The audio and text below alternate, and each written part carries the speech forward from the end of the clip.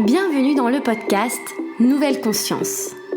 Nous discuterons ensemble de projets, d'œuvres et d'acteurs vecteurs d'espoir pour l'édification d'un monde plus respectueux du vivant et de soi-même.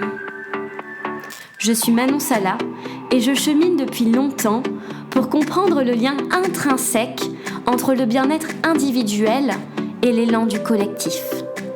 Je vous invite à me joindre dans ce jeu de pistes afin de semer ensemble les indices vers une nouvelle conscience.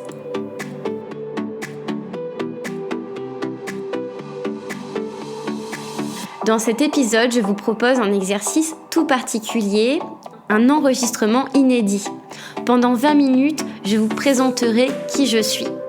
Cela me semblait utile après 4 mois de cheminement, que vous sachiez un peu mon parcours et que vous connaissiez mes motivations, les grandes valeurs qui me guident et surtout une définition de la conscience écologique, de la nouvelle conscience, de la conscience du monde. Ces mots qui reviennent, qui se multiplient et qui pourtant ont un sens profond qui me semblait utile d'expliquer. Je voulais également vous annoncer la sortie du site internet du podcast que vous pourrez trouver en tapant www.nouvelleconsciencepodcast.com. J'espère que ce site vous plaira. Vous y trouverez les dernières nouvelles du podcast ainsi que des écrits, des inspirations.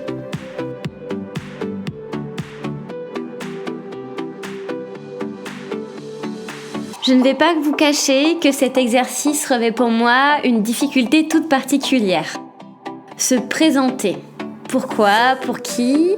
Pour quel public ? Dans quelles circonstances ? J'ai déjà eu l'habitude de me présenter pour des entretiens d'embauche, de me présenter auprès d'inconnus. Je suis habituée à cet exercice. Présenter le podcast est une chose, mais me présenter moi. Mettre des mots sur qui je suis, justifier, expliquer pourquoi j'ai voulu mettre en place ce projet, impulser cette démarche. Voilà une tâche qui me paraît plus compliquée.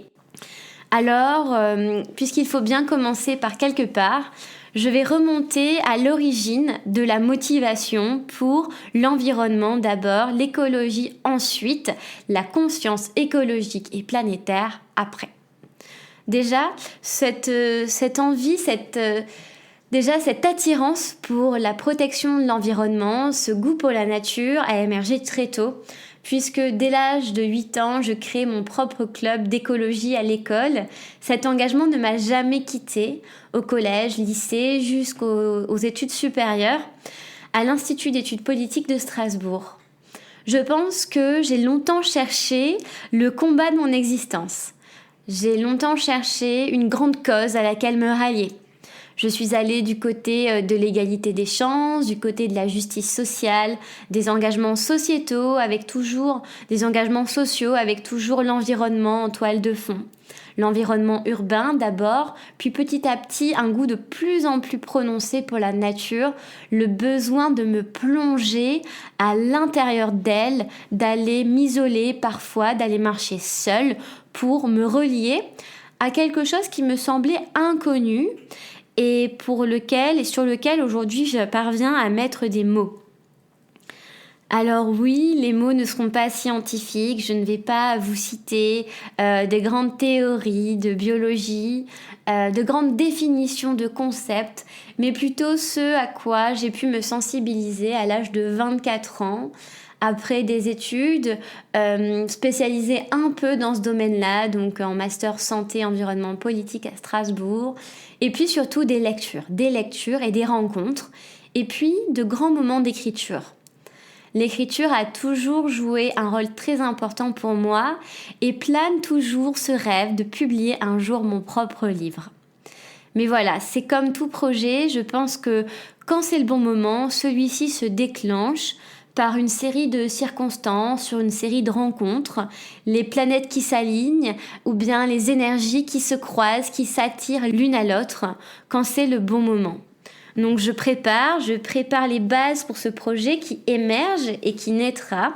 Pour le moment, il s'agit du podcast que j'ai commencé vraiment de façon très spontanée après mon stage de fin d'études.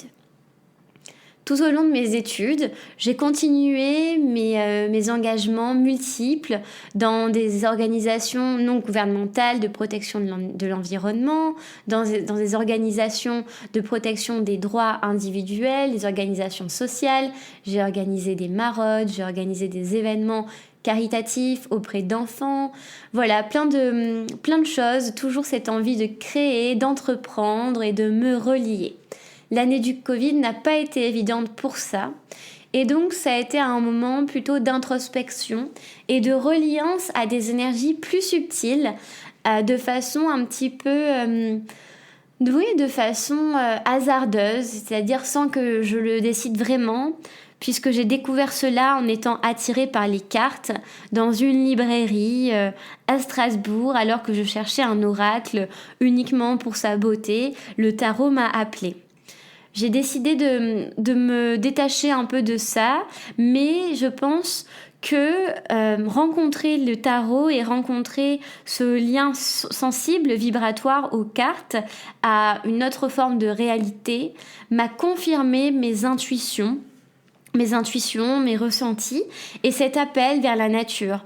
Des sensations physiques que je pouvais parfois ressentir mais que je ne pouvais pas expliquer, des picotements, comme des souffles, des présences au-delà du réel, au-delà de la réalité matérielle. Je pense que cette vision une est à la fois double, une parce qu'elle constitue l'unicité propre du monde et double parce que notre culture l'a divisée entre nature et culture justement, cette vision m'a conduit vers le projet que je suis en train de porter actuellement. Ce projet qui m'a permis d'interviewer une vingtaine de personnalités que j'ai suivies pendant des années et qui m'inspirent et qui, j'espère, vous inspireront ou vous ont déjà inspiré. Je souhaite, par ce podcast, montrer ma double représentation de la réalité. D'une part, un côté extrêmement concret, des politiques écologiques, environnementales, un lien physique, un lien extrêmement matériel, ancré dans le sol et dans la matière. De l'autre, des ressentis qui se sont confirmés, que je ne peux pas prouver, montrer que la conscience écologique ne se vit pas uniquement depuis les bureaux des dirigeants et depuis les actions associatives et institutionnelles. Je veux montrer que la conscience écologique se nourrit par notre expérience et par une reliance profonde, d'abord à soi-même. C'est en se comprenant, c'est en étant à l'écoute, avec empathie et avec bienveillance, avec son soi profond, avec ses émotions, avec ses ressentis, avec ses sentiments, avec ses pensées, que l'on peut mieux se relier à l'autre. Et quand je parle de l'autre, je lui mets un grand A. Un autre multiple, un autre vivant à la fois sous une forme végétale, animale et humaine. Alors, quand je vous parle de l'autre, vous pensez peut-être à l'altérité, à un autre individu qui serait notre égal. Quand je vous parle d'autre, je vous parle plutôt d'un écosystème global où les animaux, les plantes et les humains sont au même niveau. Pas au même niveau cérébral, forcément. Pas au même niveau cognitif, pas au même stade de développement. Mais au même niveau, au niveau subtil. Nous venons tous et toutes de la même composante, celle de la rencontre d'astéroïdes il y a plusieurs milliards d'années qui, par une vitesse énorme et une grande température, ont créé notre système solaire, les différentes galaxies que nous ne connaissons pas pour la plupart. Nous sommes issus de cette poussière d'étoiles. Nos composantes physiques, cellulaires, biochimiques sont les mêmes que la table sur laquelle repose mon ordinateur, que la plante qui est installée sur le rebord de votre fenêtre et sur le chat qui ronronne à vos côtés. Je souhaite montrer une égalité circulaire et déconcentrée entre toutes ces composantes, les composantes générales du vivant. C'est pour ça que je parle d'un vivant végétal, animal et humain. Une égalité horizontale, une égalité dans le ressenti, dans la composition même de notre chair. Alors, la culture nous a fait croire que nous étions supérieurs à cette nature et qu'il nous était permis de cultiver, de puiser dans les ressources. Je voudrais vous dire que cette vision-là n'est pas naturelle. Elle a été créée par un modèle concentrique de plusieurs variantes dont le progrès et l'industrie sont la clé de voûte. En nous faisant croire que le capital pourrait nous rendre heureux, nous nous sommes déconnectés de la terre pour l'exploiter. Et en même temps, nous nous sommes déconnectés de nous-mêmes. Cette déconnexion est à l'origine des grandes souffrances que nous connaissons aujourd'hui. Des souffrances psychiques, des souffrances relationnelles et une grande souffrance spirituelle. Nous mettons derrière le mot de la spiritualité une étiquette extrêmement triste, extrêmement hasardeuse. Nous avons peur de la spiritualité, alors que nous sommes cette spiritualité. La spiritualité n'est pas déconnectée de la vie. La spiritualité est la vie elle-même, une connexion à plus grand que nous. Notre cerveau ne capte que 20% des informations qui lui sont transmises. L'évolution nous a permis de nous concentrer sur ce qui nous permettait de nous protéger, à savoir le cerveau archaïque, le cerveau reptilien qui va déclencher l'agressivité, la peur, la fuite, au départ pour nous protéger des bêtes féroces. Alors oui, je pense qu'en moins 6000 ans avant Jésus-Christ, cette fonctionnalité était extrêmement utile et nous pouvons la remercier. Aujourd'hui, maintenant que les mammouths et les grandes bêtes sauvages ont disparu, peut-être que nous pourrions essayer de reprogrammer notre cerveau, comme le disent certains, ou tout simplement nous poser, essayer de comprendre pourquoi nous activons toujours ces mêmes mécanismes alors que les stimuli extérieurs ont disparu. Pourquoi ne pas faire disparaître nous-mêmes ces propres fonctionnements pour aller vers un fonctionnement plus doux qui nous rapproche de la nature humaine? Alors je me suis peut-être un peu égarée, mais je pense que vous l'avez entendu, cette voix vient du cœur. Et c'est également ce que je veux montrer par le podcast. Vous montrer que c'est en vous écoutant, en vous reliant au cœur, que vous saurez ce qui est juste pour vous. Je suis d'accord que ce n'est pas facile, je suis d'accord que cela demande une énorme déconstruction, un abandon de ce qui nous a été transmis, un abandon de ce que nous connaissons, et l'inconnu fait peur. Et pourtant, c'est en se rapprochant de cet inconnu, c'est en domptant la peur que nous avons pu conquérir les plus belles découvertes et découvrir les plus beaux joyaux de nos civilisations. Alors maintenant, pourquoi ne pas choisir un voyage intérieur? Pourquoi ne pas penser que les joyaux sont à l'intérieur de nous et qu'il n'est pas nécessaire de piller, de voler, de battre, de combattre l'autre pour trouver notre place? Ce sont les grands sages qui disent que le corps est le temple de notre âme. Pourquoi ne pas faire également de notre corps le temple de nos émotions? Le temple d'amour dont nous avons besoin. C'est en cultivant d'abord cet amour pour soi que nous serons en mesure de le cultiver pour l'autre. Finalement, le monde que nous vivons aujourd'hui ne serait que le reflet du monde que nous vivons à l'intérieur de nous. Alors finalement, la boucle est bouclée. Tout cela revient à la peur la plus ancestrale, celle d'être abandonné, celle d'être exclu du clan.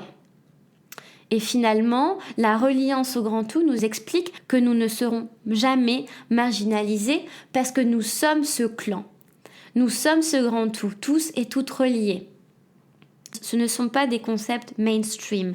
Comme je vous le disais, il s'agit d'une constitution simple de l'homme, de l'humain, du vivant. Les animaux ne se posent aucune question, la nature agit à travers eux. Pourquoi ne pourrait-elle pas agir à travers nous ? Ce que je souhaite vous proposer à travers ce podcast, c'est de laisser de côté le mental, vous laisser aller à des connaissances peut-être inconnues, peut-être surprenantes, et surtout vous montrer que finalement, le message qui se cache derrière les discours est toujours le même.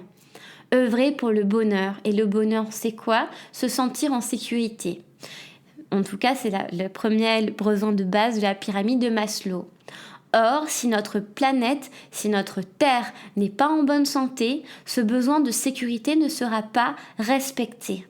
Et c'est cela qui déclenchera un effet de domino, c'est-à-dire que le deuxième sera fragilisé, à savoir le besoin de relations interindividuelles, le besoin d'amour.